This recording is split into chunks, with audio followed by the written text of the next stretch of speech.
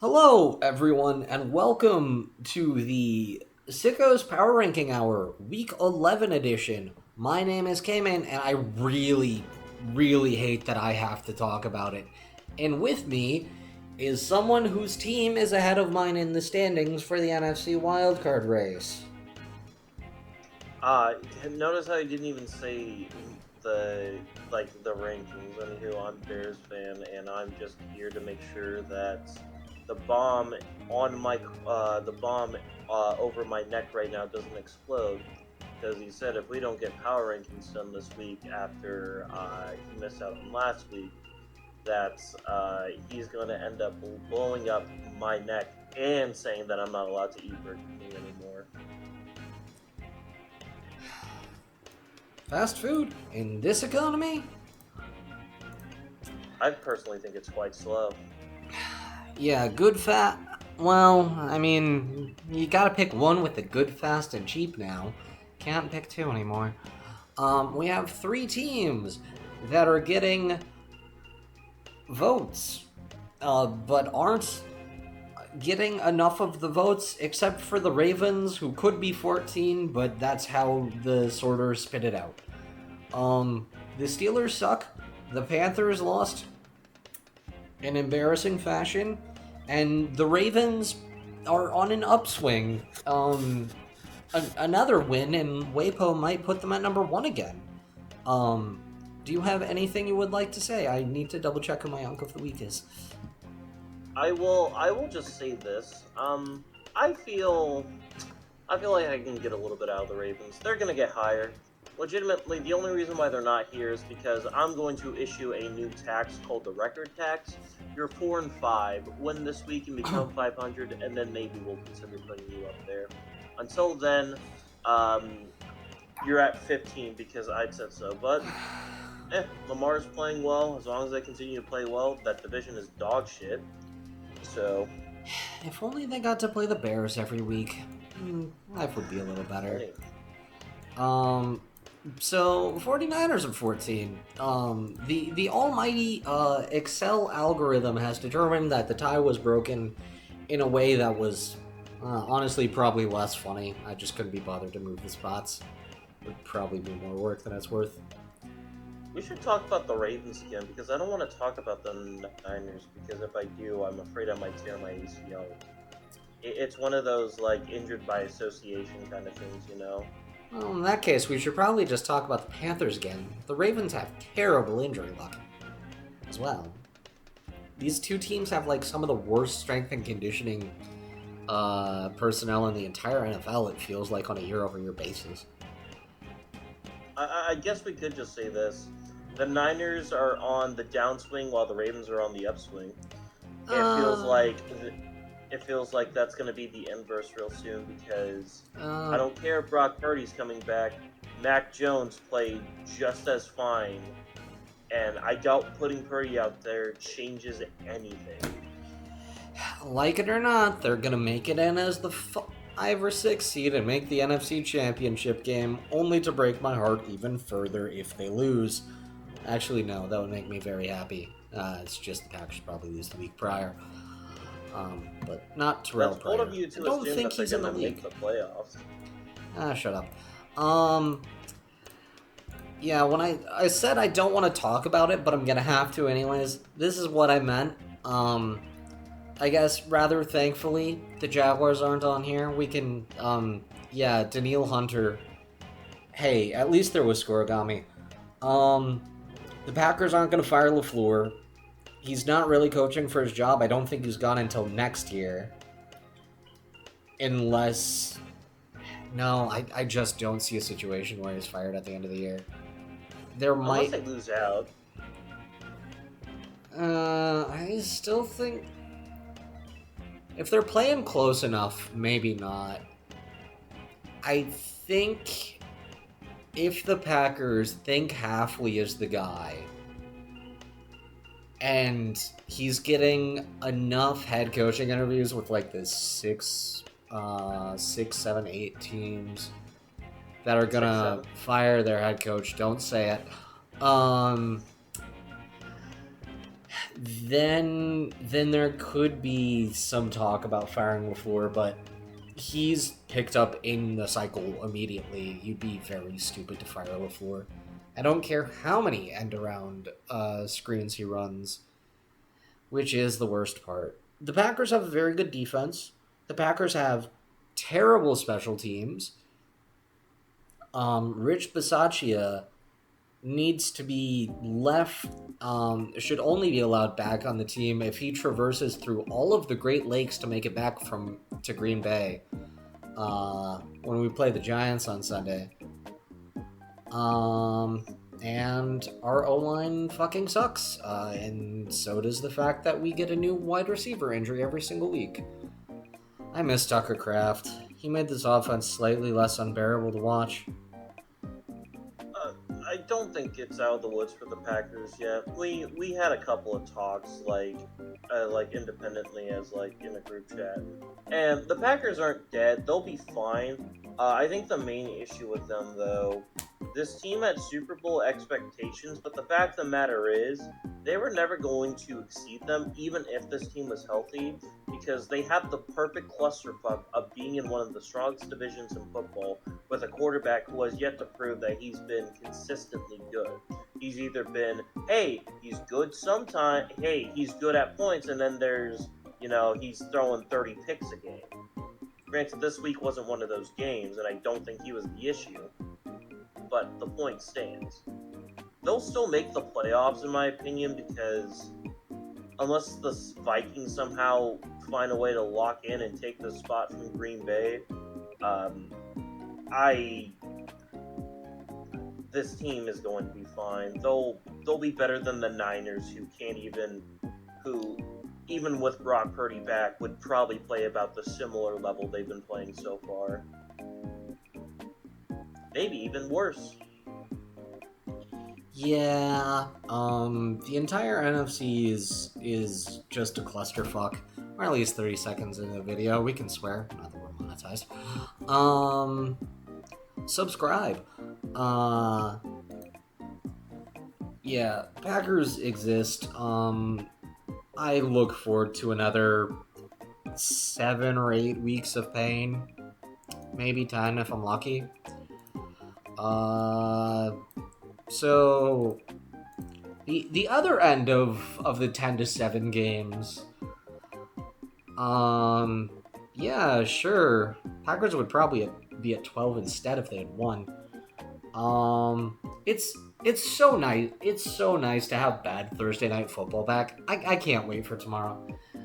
Jets Patriots is gonna be so awful, and it's going to be everything we need as a league to start making sense again. The first step to having a normal football league is to have games be just as terrible on Thursday night as Broncos Raiders was. Okay, you say that you're glad Thursday night football is bad again. Yet again, this guy doesn't even join Thursday night football games until they're like in the fourth quarter, which sometimes that's how they should be watched. But also, I can still call him a bitch for not joining. Anywho, yeah, Denver is. I'm gonna bring this up later, but if the Broncos are the definition of people calling them empowering, meanwhile the Bears are put on a shirt. I'm sorry, man. That defense may be elite, but Bo Nix is regressing in front of our eyes. Michael Penix looked like a way better quarterback on Sunday, and you want to know who else looked like a way better quarterback? Fucking a 9. Of course he looked like a better quarterback on Sunday. In case you haven't noticed, Bo Nix didn't play. He played on Thursday. Yeah. Hold on. Can I modify that statement? Are we sure that what we want to call what the Broncos did on offense Thursday night, playing football? You're right. But he imitated an offense on an NFL field. Let's go with that. The worst part too is the Broncos. They're finding ways to win. I can accept that and I can agree to that. But you have to have something on both sides going for you, even if it's a little bit on the offense. like maybe, but like you're losing J.K. Dobbins this week probably, and they're just they don't have Bo Nix is not the guy. He just isn't. We wait And 3 years and then we call him terrible. the fact of the matter is, Bo Nix had one of the highest floors and shortest ceilings in football, and he's still making mistakes like this. Like, if you're going to be the way that you're playing, you have to, like, yeah, if you're going to be the high floor, low ceiling guy, you're going to have to at least play at a high enough level. He has not. He has played like trash. It's okay. If all else fails, the Broncos can probably trade for Russell Wilson again in like 2028.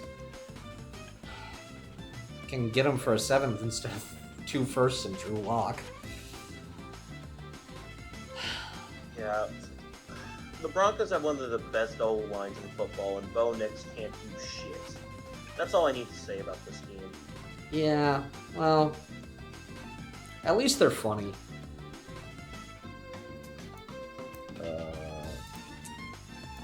Yeah, you go first. Wow, speaking of which, yeah, again, like I said, Broncos is people are calling empowering. Meanwhile, the Bears are put on the shirt. These are two teams that are basically the same, except the offensive-minded coach on the Bears side is working better than the offensive-minded coach on the Broncos side. Yeah, this defense is bad, 100%. But they're also injured to shit, and they don't really got much else going for them. We probably lose if Jackson Dart still plays in the game.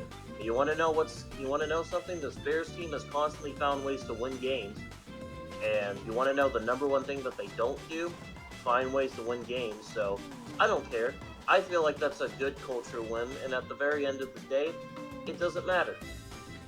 You do have to beat the Vikings this week, though, because god damn it, am I very pissed that the NFC is fucking bullshit right now. That being said, Jalen Johnson and Kyler Gordon, please come back soon. I don't want to see Nick McLeod on my football team anymore. For those of you who are not paying attention, the Bears, in fact, did just win their first Super Bowl of the year by making it so that Brian Dable was not fired after losing to the Packers, hopefully. Not that he can do that, because he blew a lead to the Bears, and presumably checked in on another concussion protocol. Poor Jackson Dart, man. I dislike that the Bears might be competent. Granted, we have to wait until NFC North football starts to ensue, and let me check if I can push the agenda. You play the Vikings. I don't care about that. Caleb Williams could pace for 4,000 yards this season. He's a little behind, but he could. He's still on track. He's like, it'd be like 80 yards, but it's close. He has 10 more yards of passing than Bo Nix, a guy that is unequivocally bad. What's that tell you about the state of quarterback play in this league? It's very depressing. I dislike the Bears. They're potentially competent. At the very least, their owner is not nearly as smart as the new owner for the Colts. So have a little faith. These things have a way of working themselves out in the long run. Surely keeping their GM and Ryan Poles will not blow up in their face. Bye week. Yeah. Welcome to the first hot take. Yeah. Guess what, guys? Guess who put the Chiefs at 1 again? It's Luke. Look, man. Win against the Broncos on Sunday, and I'll say that you're back. You're not back. You're not back until you do that. This is not the Chiefs. This is some cosplayer. It is a cringe LARPer trying to be Patrick Mahomes. And granted, this cringe LARPer is doing a very good job at replicating on what Mahomes does. No offense to him, but yeah, this isn't the Chiefs. Beat good teams, and we'll see. The Bears also need to do that too. I meant to say that too. But guess what? At the end of the day, you have Patrick Mahomes. You'll always have a spot on the power rankings. I'd like to think that they're wearing a free Rasheed on the bye week and that they think he got suspended for another game. I think Rashid Rice thinks he's suspended another game because he clearly didn't show up against Buffalo. He also didn't show up on the bye week. What's your point? Run with the bit. Yeah, I rank the Chiefs a little higher. I think the middle of the pack is really weird. I feel like anywhere from 6 to 12 is sort of the same caliber. We're getting more of the breakaway teams. I think the top 3 are kind of ahead of everyone, but the Chiefs bullshit will endure until morale is completely spent. But hey, at least we have another 3 years of saying that Vince Lombardi and the Green Bay Packers are the only teams to win championships 3 years in a row. That's nice. Segregation was still happening when that was happening, man. Have some slack. It was the mid-60s, so it was during some of it. Buccaneers.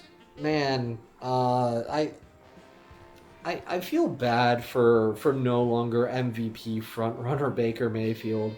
They're throwing him out there with Jake Kumaro as his wide receiver too, and he's just expected to win against like the evil empire, but again with a new guy for some reason. Yeah, why not? He's basically throwing like a Darius Toney out there, and Emeka Mbuka when he's not getting double covered and fucking murked on every single play. Yeah, maybe they can sign Gronk to a 3-day contract and he'll also play on Sunday. That'd be good. Bucky Irving continues to be an unhealthy scratch for my fantasy team, marking him as one of the worst picks I made this year, and I'm pretty sure I chose Bo Nix in like the 6th round or something in my 2 QB league. You also drafted Joe Burrow. That was in this league, and I mean, expecting the Bengals defense to be behind 30 points a game and throwing it to Jamar Chase and T. Higgins was fine up until Arik Armstead happened in the second quarter of week 2. I think he's still on IR in this league, actually. Huh, maybe I'll get a second win. Wouldn't that be fun? What were we talking about? Buccaneers? Yeah, they exist. All these teams are very meh to me, if I'm being completely honest. Wow, they're things. I still think they could beat the Colts, if that's any solace. Yeah, they could. Why are the Bills at 8? What is wrong with you people? Genuinely. Like, everyone has them in the 5 to 8 range. And are you guys unfamiliar with what happened on Sunday? Like, I didn't watch a ton of football, but did you guys get severance? Is your Innie the only person who watched the Bills-Dolphins game? How do you give up 30 to the Dolphins? I put them at 10. To Tua! I put them at 10. Yeah, this isn't so much about you as it is everyone else. I'll tell you what. No, I don't even have the Bills. And Josh Allen. I didn't even put the Bills on here. Okay, now that's kind of a hot take because, like, are you really gonna say that Josh Allen doesn't deserve to be on here? Josh Allen deserves to be on here. They lost to the Dolphins, a team that is like 5 weeks away from firing its head coach, letting him be one day closer to death in the unemployment line, and hopefully allowing him to come be offensive coordinator for the Packers. Please. I need Stenovich back at O-line coach instead. No. But yeah, no, they deserve to be on here. No, they Maybe don't. not 8. Yes, they do. You're on crack. You're snuffing. You're snuffing crack. At 14, dude. Maybe. They don't have a quality win this year. Chiefs doesn't count. They have Josh Allen. Okay, they've beaten the Chiefs and an Andy Dalton-led Panther squad. And that's it. Jets have 2 wins. Ravens... Okay, they actually did beat the Ravens, which is a weird win. Week 1 syndrome. Yeah. Week 1 syndrome. Week 1 syndrome. Derrick Henry looking mortal. A win over the Dolphins, who just shellacked them in a 3-score demolishing. They've lost to the Patriots. They lost to the Falcons, and probably the last week we thought they were good. They've beaten teams with like 5 wins, genuine, 5 wins, head scratcher, 3 teams contending for Tank Bowl. They've lost to multiple teams that are potentially contending for Tank Bowl. Okay, but James Cook and Josh Allen. That's all that needs. They're at least better than the Chiefs. They have more. They have. I don't know about that. Nah. Andy Reid alone clears the Josh Allen advantage, unfortunately. Okay, but O'Shana McDermott, yes, I'm rolling with that. O'Shana McDermott isn't a decent enough coach to get them, like, at 8. Look, man, Joe Brady's there, that's all you need. No. See, if you look at the rankings of 1 to 14 as a field goal post, with 1 being the left, the Bills are finding themselves wide right on my list. Somewhere in the 16 range. That was a good impromptu.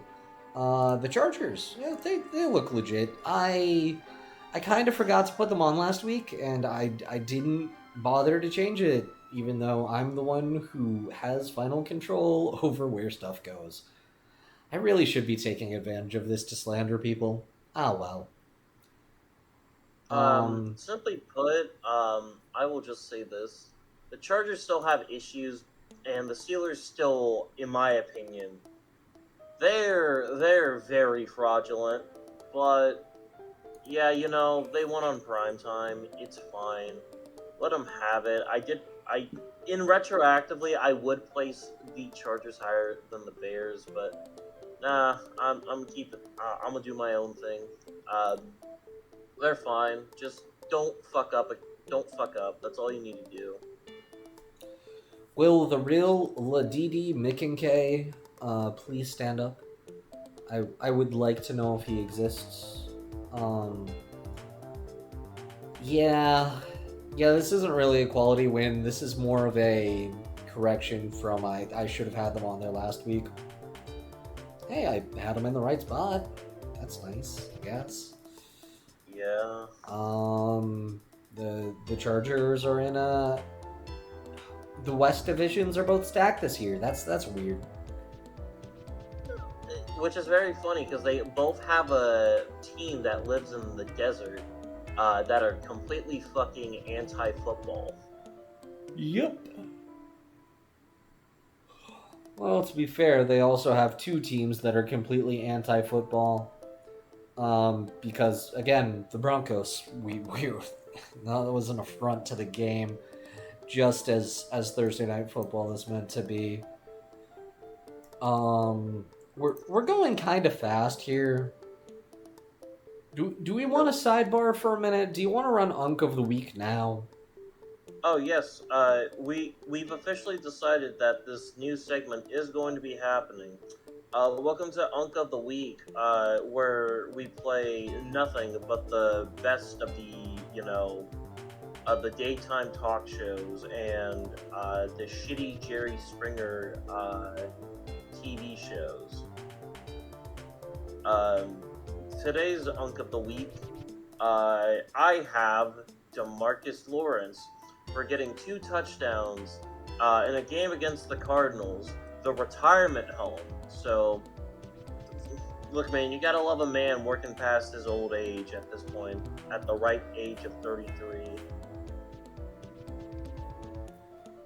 Yeah, I just threw no longer Stat Padford out there for shellacking that NFC West team I hate the second most. Uh, at least in the regular season. You did good. Nice job throwing to alternative Unk Devonte Adams, who caught his 400th, who caught Matthew Stafford's 400th career touchdown, and also caught Aaron Rodgers' 500th, if I remember correctly.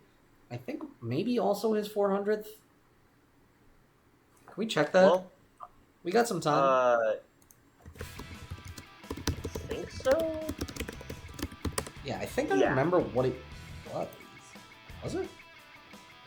Yeah, it was. No. Oh, no.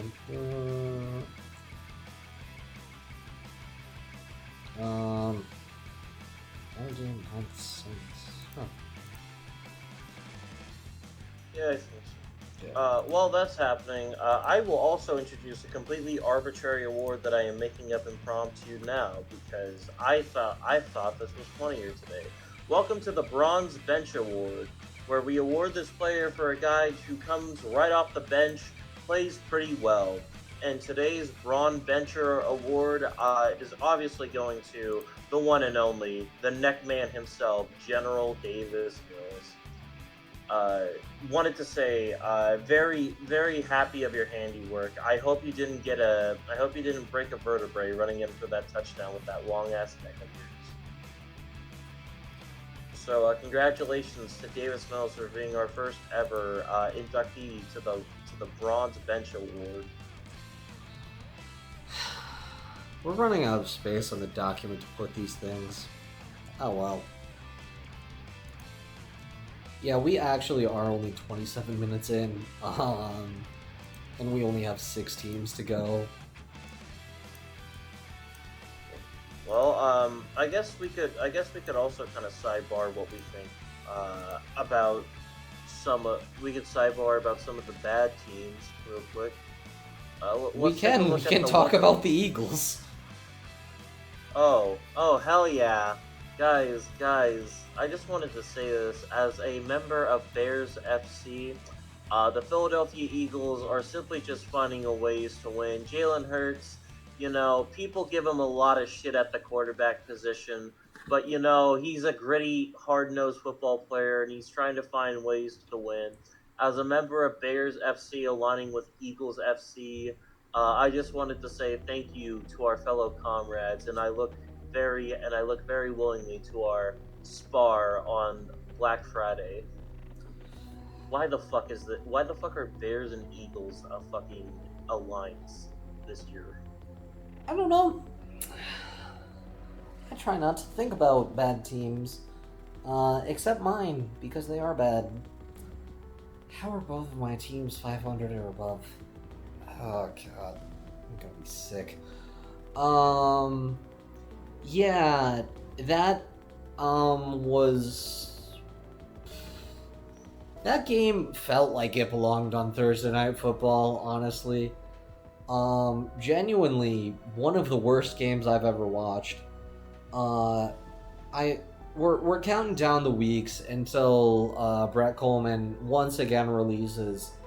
The Eagles are still running a high school offense, and it will be a very fun day in the office.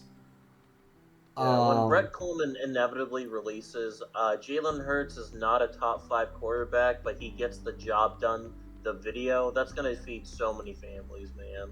hey, maybe that's the next bootleg football podcast. Hey, Brett Coleman, if you're watching, take our ideas. Just make sure to credit us.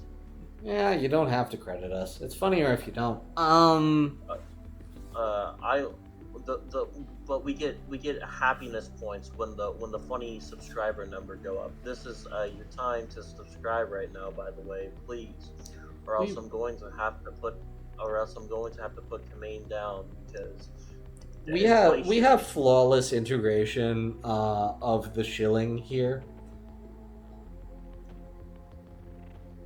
Um, yeah, Barkley was not doing much. Granted, very good run defense from the Packers, except against Rico Dowdle, who was the Panthers' entire offense. Um, other than that, for our more detailed insights on the Eagles, unfortunately, you're gonna have to catch us live on Twitch, Uh, lurking in AJ ex- Brown's chat and taking notes. yeah. By the way, guys, if you have car sausage on your fantasy team, you might as well cut them. Well, at least I didn't draft AJ Brown. Yeah, well, at least now we can finally start talking about teams that are good. Uh, granted, They're good, but they are not the Lions of last year. they're Hell, not not even top the Lions three of the year good, but they're before. top five good. They're very mortal. This is the weakest they've looked ever since they beat the Packers. And yes, I will bring that up. Did you know that in 2022, the Green Bay Packers had a win and get in scenario against the Detroit Lions, and they end up losing to them on national television for the last regular season game of the year after Detroit has already been eliminated from the playoffs? Good for them. Um, yeah, the Lions exist. They got to beat up on an opponent so bad that it pretty much guaranteed the Eagles are going to win the division in what will go down as the wildest part of the 2025 NFL season. And we're looking at the Colts, who might have a one seed, where they had a QB battle between Anthony Richardson and Daniel Jones. So Anthony Richardson might The just the be Lions terrible. make me upset. And they weren't even the most infuriating part of that game because announcing happened in the third quarter Yeah, man, they just at have soon terrible to be announcers on named Fox, man. for Old Man Stadium, which the naming rights Look, also cost like $4 billion or something. I don't know. look, man. They beat a bad team. We'll talk on Thanksgiving. Whoop de doo. Oh right, yeah. This is. Are we calling this team legit? Are we calling the Patriots legit? They have one. They have 1 to 2. They if you're not counting the Bills, the Patriots have one solid win. I think they're. I don't think they're legit in terms of Super Bowl contenders, but they're legit as in one of the best teams in the NFL this year. I mean, they're Super But Bowl contenders by virtue of the fact the AFC is terrible this year. uh, counterpoint: Patrick Mahomes in the playoffs. Patrick Mahomes in the playoff. This team could easily make the AFC Championship game. If if the Colts I'm gonna have to see them. if the Colts are the one seed and the Chiefs get in at like if the Chiefs don't win the division, they're going to the Colts and running their BS to get to the championship game. And I don't see any other team in the AFC that's like getting close.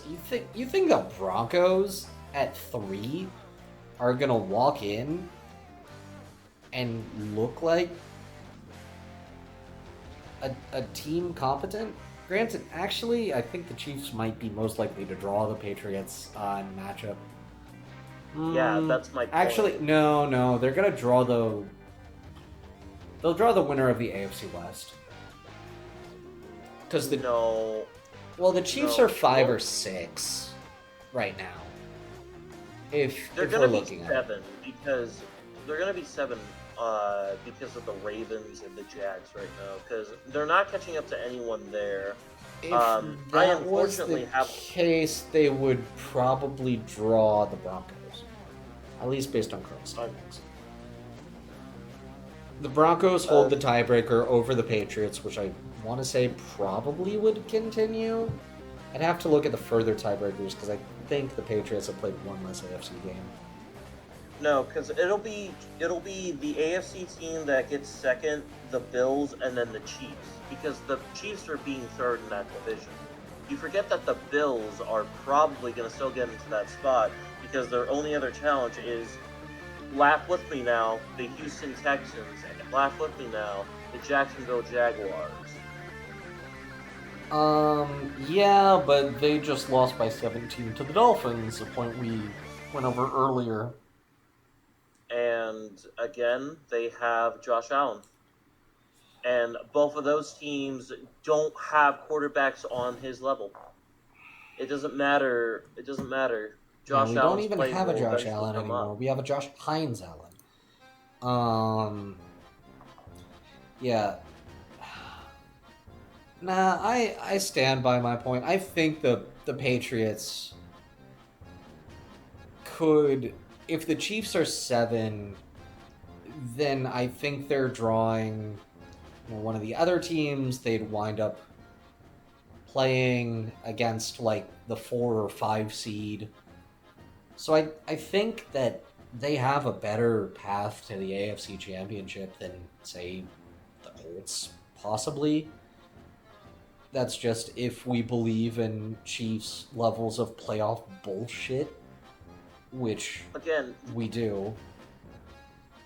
Again, though, keep in mind the Patriots have beaten what I'm going to decree as the weakest NFC division winner currently.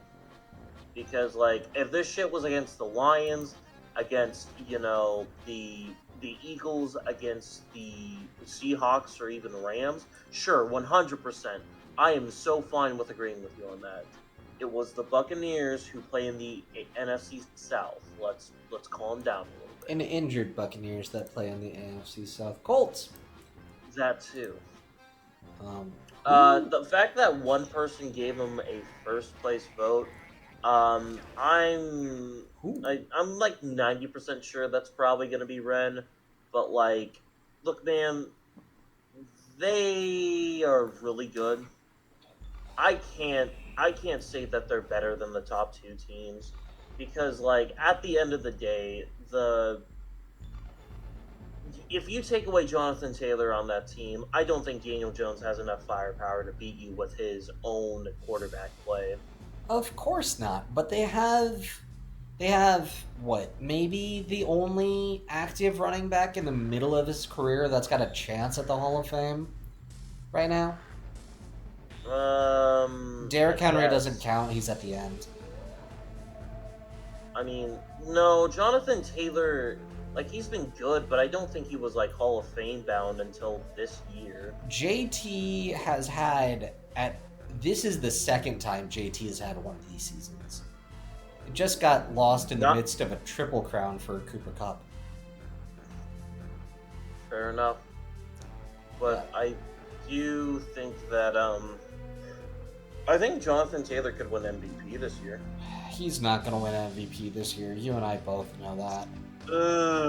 With the current quarterback play, the only competition is Matthew Stafford, and Stafford only has 8 more passing touchdowns than him currently. Oh, so I think there's a shot. Oh please! It's gonna get handed to Patrick Mahomes as a glorified second comeback player of the year award. No, it's not going. I think Jonathan Taylor genuinely has a chance. Like, We've he said is... that running backs and wide receivers have genuinely had a chance for the better part of 15 years now, and it's going nowhere. The But, MVP is a Cy Young Award at this point. Congratulations, it's that... going to the pitcher. Wow. Nah. Nah, 17 touchdowns, he's winning it. Like, if he gets 30 touchdowns this season, he's gonna win it. I don't think so. 30 touchdowns would be a record. Like, if like Stafford throws like 45, what's more impressive? 30 touchdowns in total, or like 45 passing touchdowns? I'll give you the answer. It's 30 all other touchdowns. He could break LT's record and pass single season rushing in the same season, and I think that at least half the pollsters might still consider giving it to a quarterback. This is more about the award than the player, but, oh, man. The Colts offense is decent. They're playing good. Their defense kind of sucks. And they're not always getting bailed out by a leverage penalty, which is, I think, technically the only reason that they're number one in the in the AFC right now. Yeah. Well, you were wrong. It was Spencer. That's a weird one. No, Seahawks are way better. 100%. That defense is legit and genuinely terrifying. Like, the offense only needs one receiver. That's how scary this defense is. Sam Darnold just needs one weapon, and that's all he needs to throw to. That's what he did when he was in Minnesota. He just threw to Justin Jefferson when he was there. And JSN is already already has 1,000 yards receiving this year, and the Seahawks have also had a bye week, so there's 8 more games to go. So JSN is on the mark to potentially get over 2,000 receiving yards this year. And with how Sam Darnold throws to him, it would not surprise me. I put the Rams at 1 mostly because they played the same game essentially. It's just the Rams had a divisional game and therefore a technically more quality opponent this week, which is being a little short-sighted. Yeah, there's a difference between playing the Arizona Cardinals, who just lost to the Colts, and the 49ers, who might be a field hospital, but they're 6-3 going into that game. They don't have a defense. Now, obviously, I think the Niners are better, but I think the Niners are a fair bit better than the Cardinals.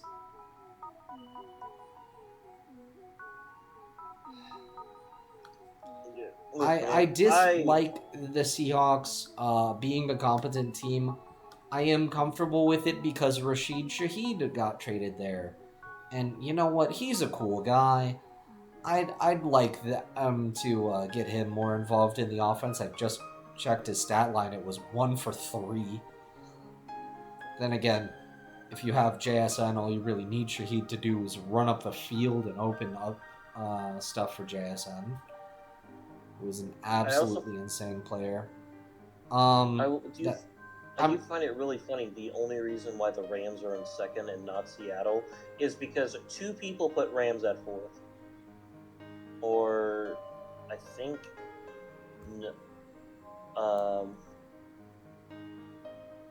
one person put the Rams at 1st, and that was Luke. 4th and... No, Ren has the Rams at 5. Ooh, yeah, so that's why. Lol. No, the Rams could be 2 and it would just be a tie. So it's a combination. Yeah, things are close. I dislike the NFC West being home to the best teams in football. I hate it. No, still the North. They have 2 of the best teams in football, an injury-prone schlocker and the Cardinals, at least the entire NFC North can still have a shot at the playoffs because the Vikings have a good defense, the Bears are fun and young, the Lions are the Lions, and the Packers are the standard.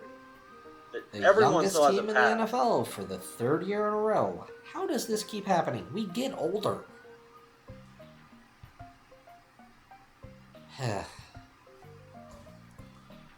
Well, we're 45 minutes in. Do you want to cut it early here and do 2-minute drill, or... Actually, I think we could probably do the player shoutouts real quick.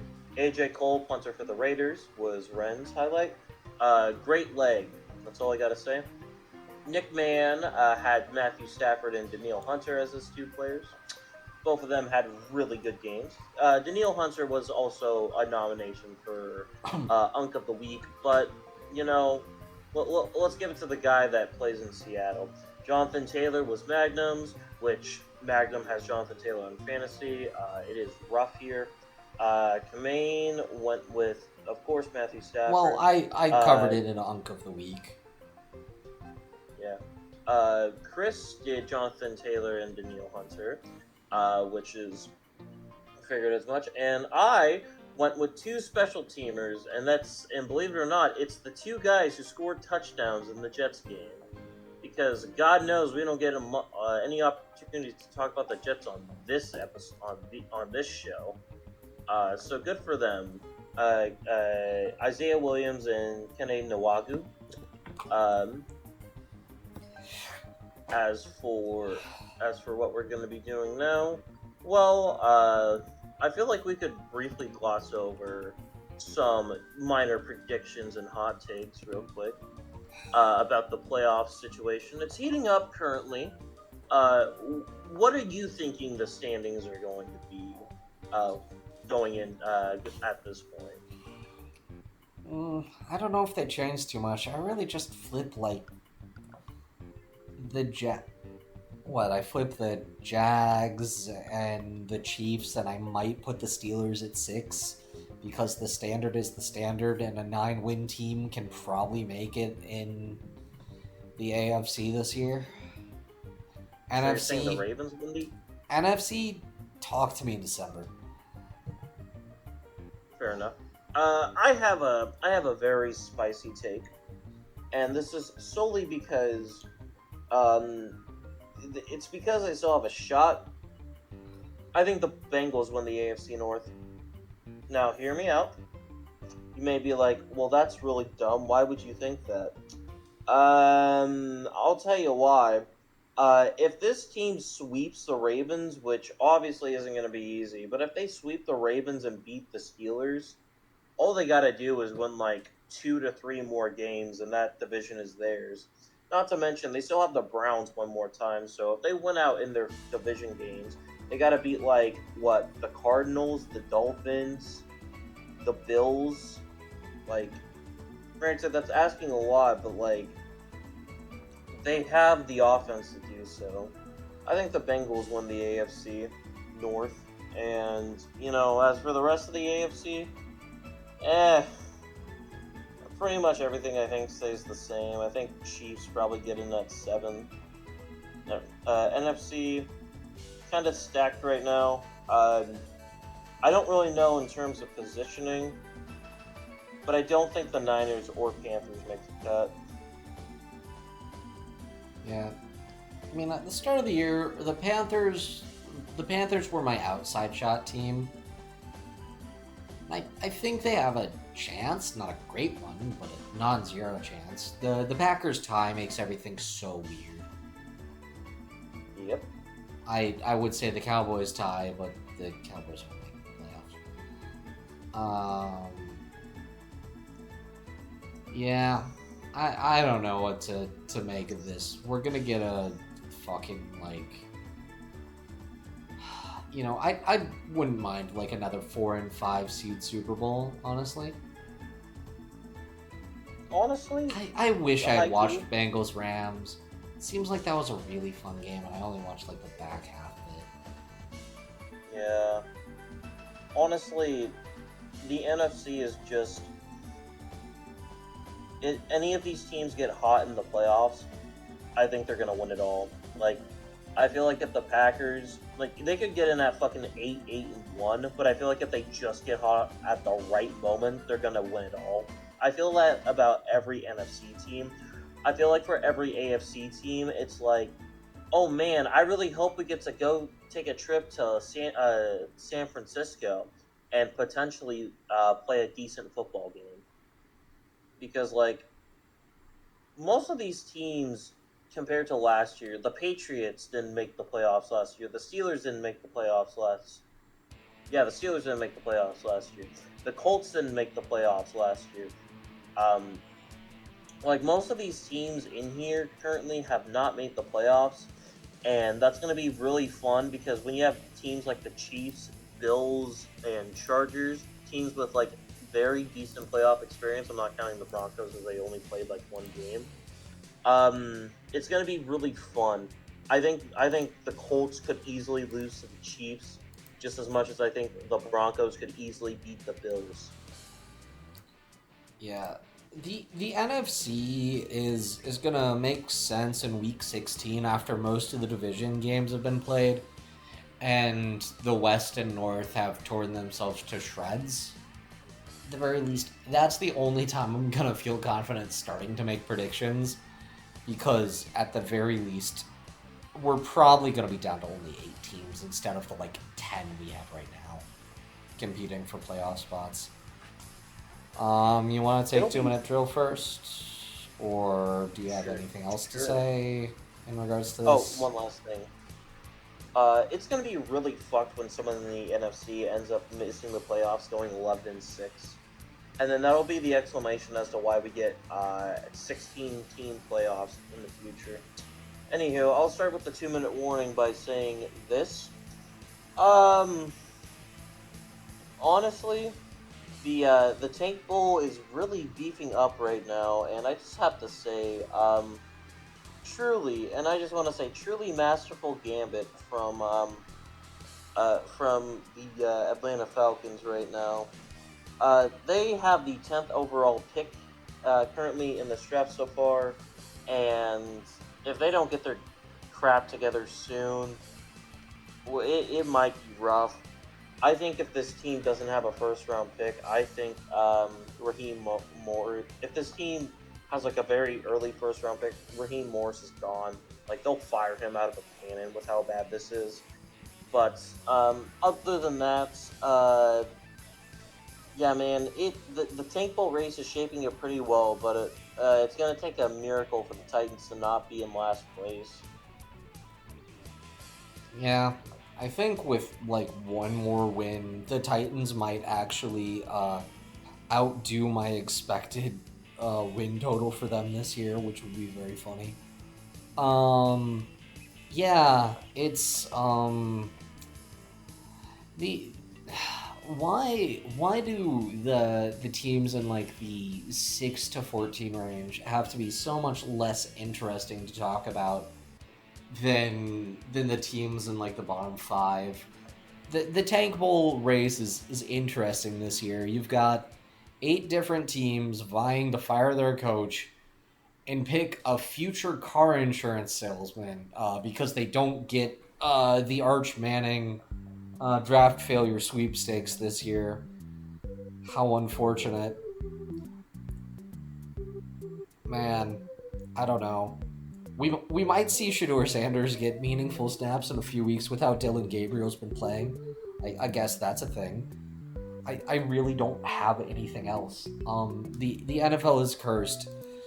Maybe instead of paying attention and thinking about power rankings, I just need to watch like Browns and Jets highlights and use that to define who's drafting 3rd overall, because that Oh, it's gonna be funny.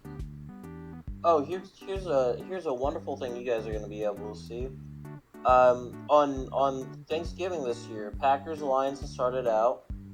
Chiefs Cowboys at 3 o'clock, guys. So you have the perfect nap set up for the absolute fucking gun show between Bengals and Ravens on Thursday on the Thursday night game.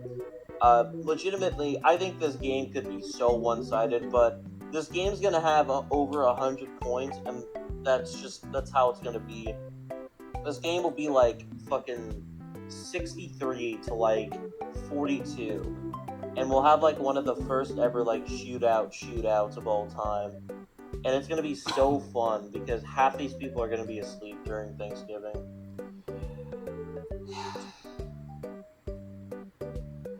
Would you rather talk to your uncle who's a little weird or watch the Chiefs game?